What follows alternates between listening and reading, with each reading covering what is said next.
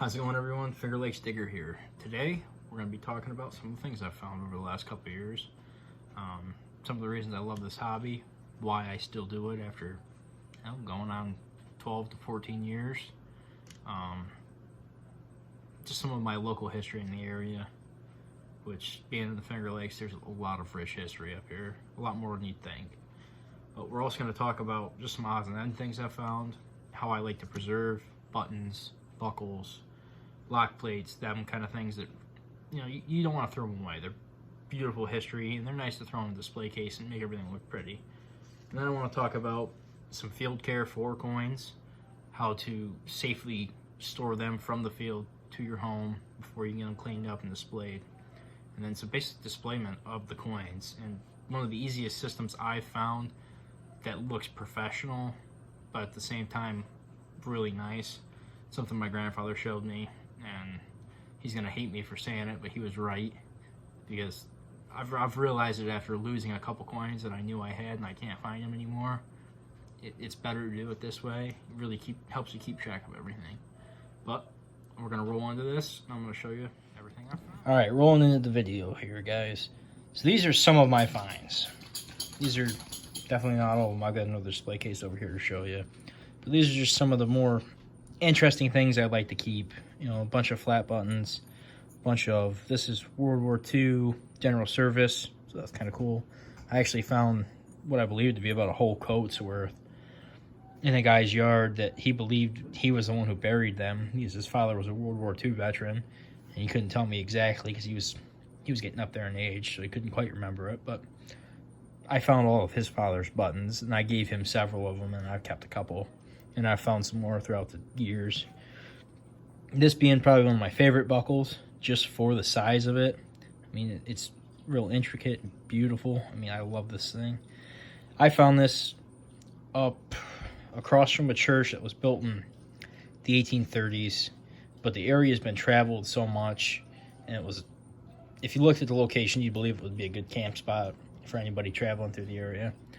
I can't find it online. I'm guessing if I had a good book, I could identify it. I'm guessing it's early 1700s, so that's a nice, interesting find. My first dandy button, sadly not a George Washington, but still cool. Some nice silver-plated suspenders buckles. I got several of these. I find them way more than I'd like to. Pewter spoon handles. I've got quite a few of these. Little silver bracelet that I dug. This being one of the more interesting items I found over the last year. This is the genuine lock plate to a stagecoach trunk, and I found this at a house built in 1855. You can tell it's a genuine by the spring coil here and this iron piece up here, which would have worked the lock itself. I had to get on Facebook and talk to a bunch of guys in the lock group. These guys were very knowledgeable, nice people. They really gave me a lot of information on it. So it was my first introduction to stagecoach finds, which was awesome. And then you've got your basic hem weights. I dug this, which will be coming up in a later video. I just haven't edited it yet. A pretty little button. World War I or II naval button. And a pretty brooch. This is one of the first buckles I ever found. A beautiful little batwing buckle. Got some good weight to it. I ended up sealing a lot of these in Renaissance wax, which I'll talk about later. Great way to do it. This, from what I've been hearing, is a strap guide for a saddle. Listening to a lot of people talk about them. My first Tomback button. I've only got 3 of these so far. We're going to roll into this. This was an early 1800s flat button. A nice floral design. We're going to talk about some of the silver here. Okay, just found this recently in a public park. Same day I found this, which if you put it on here, it is a cadet's badge from the West Point Academy during World War II. The blue represents their graduating class with a silver pin on it. So you got to figure anybody that was going through West Point during World War II. You know where they were going, and those were some tough boys. This was probably my favorite find of the last month and a half. Is New York State Excelsior Militia button. I believe it's War of 1812 time period. I still haven't looked it up, but I sealed it with some Renaissance wax after cleaning everything out, and it just looks phenomenal. I mean, it looks beautiful. My first silver ring. Sadly, no initials were on it, but I found this shortly before I found my first 2-cent piece and half-cent. This pretty little sapphire baby ring. I mean, that gave me a heart attack when it came up, because I've only found 2 precious metal rings, and these are it. Nice plated, what I would have believed was a woman's pocket watch. I found this at a local home. Another cool little find was a trigger off of a musket. I found the whole action system of that musket, which was awesome. I found it in a late 1700s blacksmith site. Surprisingly, I've got quite a few Civil War buttons out of the local area. General service, I believe this was a staff officer's button. This was just a general service button. And then another general service union cuff button. This was a surprise. I found this at a local public park. Civil War, I believe it's naval. So just some nice little history in here. Some cool, interesting things. Lots of D-buckles, different buckles like that. One of my pocket watches. I'm up to 15 of them now. This pretty nice little wavy design. Looked nice. That was actually the second one of those I've ever found. But, all right, let me move this display case. We'll roll into, I don't like to call it my junk bin, but that's what I like to call it. Here's the lock mechanism off of that musket that I found in that 1790s blacksmith site. This is the first one of those I've ever found, and I was ecstatic when I found it. Some buggy brakes, got quite a few of them. Cornell University set of keys, and the owner of the house that I found them at, never been to Cornell, and they've owned the house for 40 years, so I don't know what they were doing there, but an old brass ring, which I ended up breaking on accident trying to clean it. I don't know, it was somebody's wedding band, about fit my finger, so I gotta figure amends.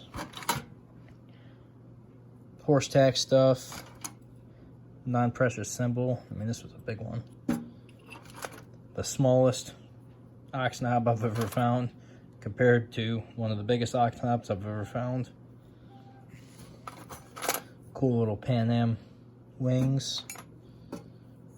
This was a hammer I found at that blacksmith site, which was actually the first thing that led me to believe it was a site, because I was just walking across a farm field one day, leaving one site, and I just wanted to explore, and I ended up tripping over this hammer, and it just started the whole hunt, which was awesome. I spent over 2 months hunting every day there, pulling more and more buttons, coppers, my first Spanish silver out of there, my first silver $50 out of there. There's a lot of history in that little site. I'm not sure what that was. My first livery button, which I believe came from London. I got on a livery website and looked it up. Nothing crazy, but it was pretty cool to find for sure. And then these are all Wheaties, some flat buttons. I believe this was part of a saw at one point. And just some little odds and ends. I think this was part of a saddle or a woman's brooch. I'm not really sure which. Move that out of the way. Move some of this stuff out. We're gonna roll into some of the nicer stuff that I've got. Not that that stuff wasn't nice. So, I'm going to cover it up here. Nice watch fob from my local town. A little bit of history on it. They were selling these in the 1920s to try and raise money. My second ever Tom Beck button. Silver thimble that I found the other day. And I looked it up, and actually the homeowner, at the time in the early 1830s, when they owned this home, this was their thimble. It's monogrammed with the EB on it, and that's their initials. Another silver thimble. This was my first bridal rosette, which I'm still trying to clean off a little bit. Ironback, I'm guessing late 1800s on this. I can't be certain on this here. I believe it's some sort of chest plate from the Civil War. Given the area, I found a lot of Civil War stuff in. The homeowner, I'm guessing, was a soldier that fought, so I can't be positive on it. It's like lead-filled, I don't know. I've kept it just in case. This was my first War of 1812 button, and it turned out to be an artillery one. They gave me a surprise when it came up. Same thing with this, is I brushed it all off, sealed it with some Renaissance wax, and it's maintained. It looks good. My first President's button, which was Zachary Taylor, the Rough and Ready. It was his campaign button in the 1850s, 1860s. I can't exactly remember when Zach Taylor was president, but if you guys can shed some light on this one. I talked to a guy from a Metal Detecting magazine. He's in a bunch of clubs. He believes this is a British soldier's button, something like that, but I can't find it anywhere online. So if you have any ideas, let me know. Everything in this came out of one side as well. Some pewter spoons. Nice batwing buckle. This one's a little smaller than the first one I ever found. Just some pretty ornate buttons. Some nice floral designs. This one's, I believe, a snowflake. Some Indians, some Wheaties, chunks of bell. Actually, I found this bell on the same property, different home site. This tag, I can never figure out what it was. It had hearts and a bunch of leaves on them. I'm guessing it was some sort of saddle adornment at one point or another. Broken knife blade, some pistol balls, or Bucky balls, either one. A little flat button. Got some gold gilt left on it.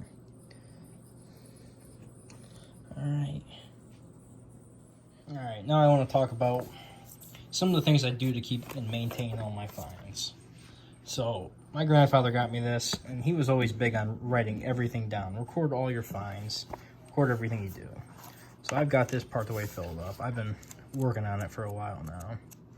Nothing crazy, but you can look, see the date you found everything, what you found, anything like that. Your location, your weather, all this kind of stuff. And it's handy. The more I think back on it, it's nice to be able to go, oh, geez, where did I find this coin? What was I doing? Where was I at? And then I can look back in this book and go, okay, this is the day I found it. I haven't been back here in 2 years. The farmer's probably plowed this field. Let's go talk to him again, see if we can get permission to go back and look for more, which is nice.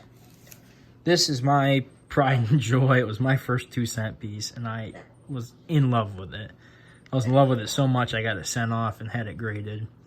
And nothing crazy, but it was a beautiful coin, and I just felt it deserved to be preserved properly. Something I didn't show you the last time either. A little silver. It's coin silver. Salt and pepper shaker. This crazy ring I found at a local park this past winter. It's not marked. I'm guessing it's just a junker. But, I mean, it was big. Thought it was cool. Alright. Got the book all opened up. So this is how I like to display my coins. Nice 3-inch 3-ring binder. Keeps everything looking pretty. You can buy these coin holders off of Amazon. Just literally look up cardboard coin holder. and they're like 15 bucks, and you get like 500 of them, because that's what I've been doing. So some of the coins I've found over the years, a bunch of large cents. I believe right now I'm up to 58 large cents and 52 silver coins. That was a King George the Third, I believe, or fourth. I can't remember exactly. It was whatever one the 1800 version was. I found quite a few Hard Times tokens. A lot of Bank of Canada tokens. This is my second ever half-cent. My first ever half-cent. 2-cent pieces. I've got a bunch of them now. My first V-nickel. Some buffaloes.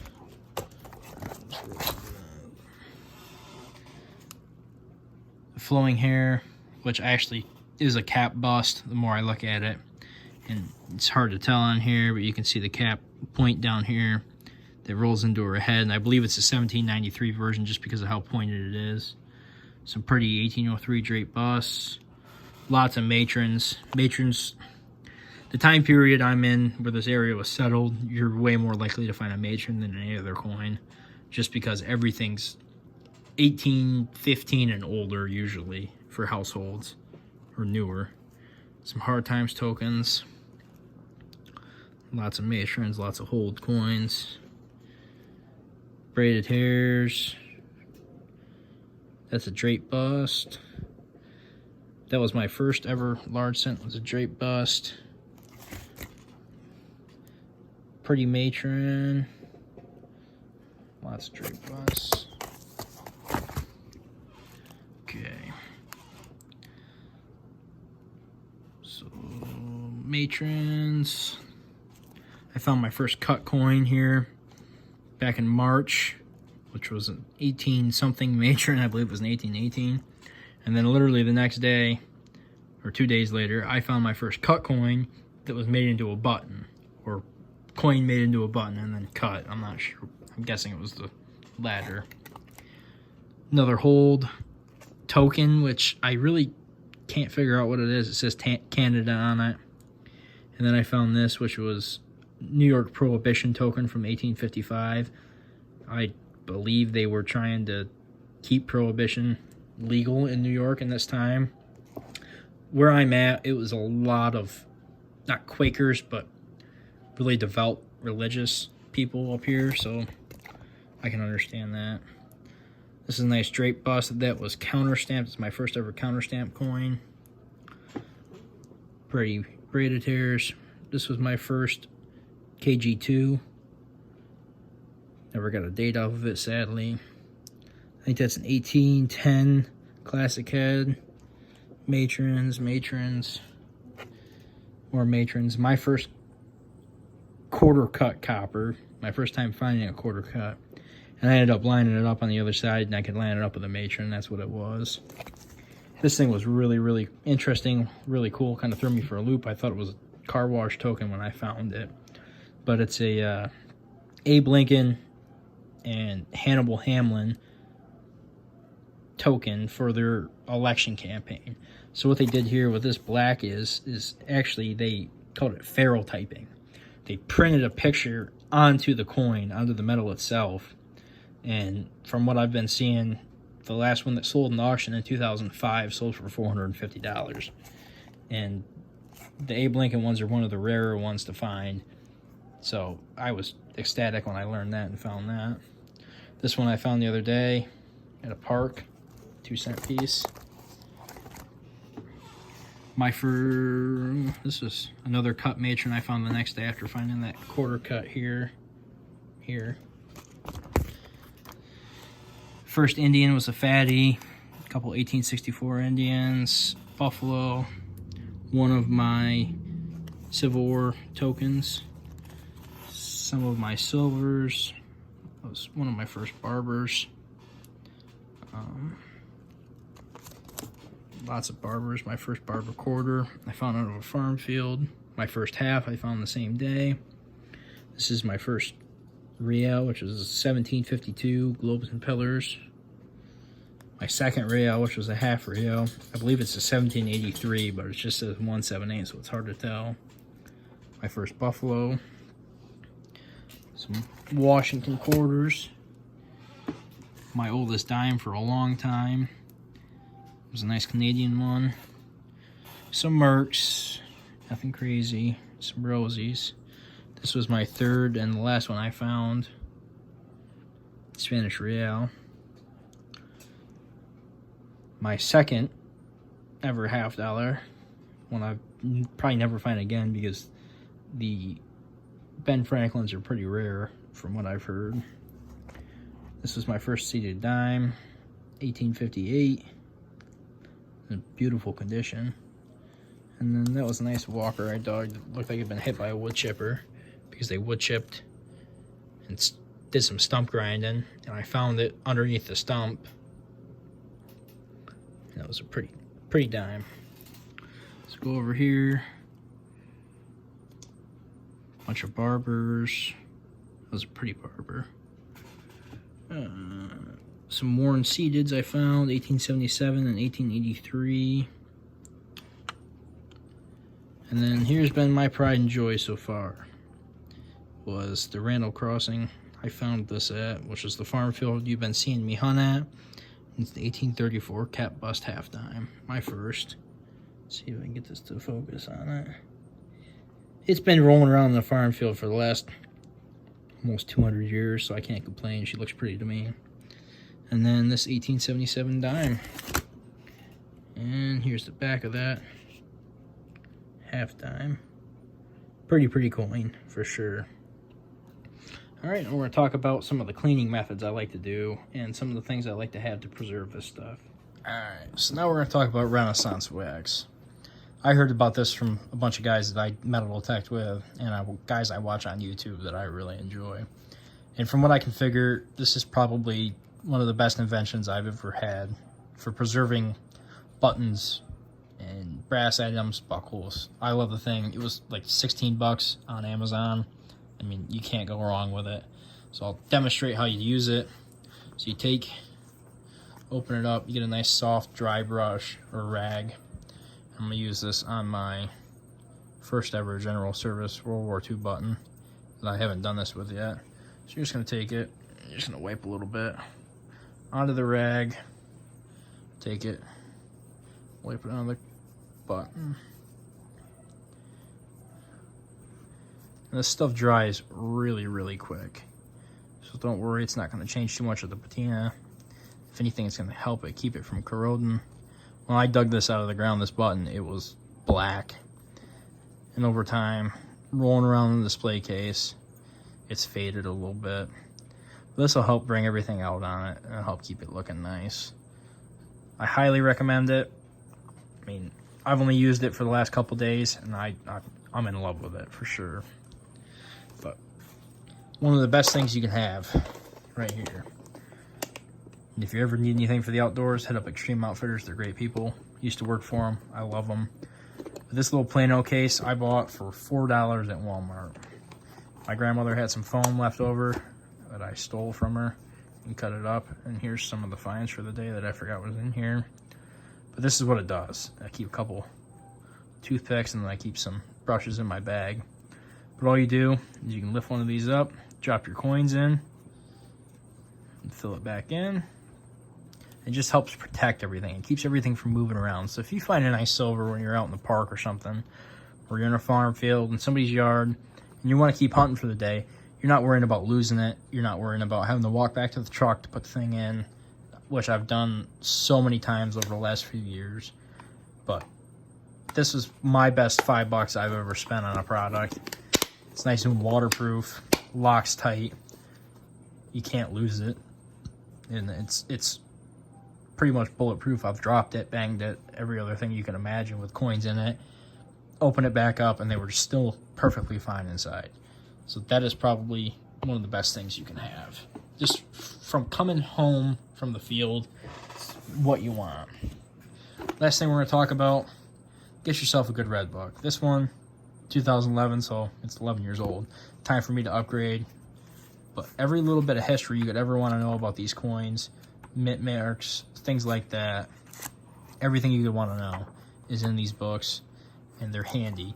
one of the things I've learned over the last few years is these match up perfectly with the coin. So if you ever have any questions about large cents or anything like that, you want an ID but there's nothing on them, you can take that large cent and set it on this picture and it'll be lined up perfectly. So I've had to do this for some of my British coins that I found and some of my large cents that I wasn't quite sure if they were Drake busts, matrons, anything like that. There's just a little bit of a size variance in between each one of these coins, and these people printed this perfectly. It really, really helps. Makes identification easy. Plus, you get to learn some history of coins, which is awesome. But that's going to wrap it up for the day, guys. I hope you learned something. If you got any questions, let me know, and keep digging.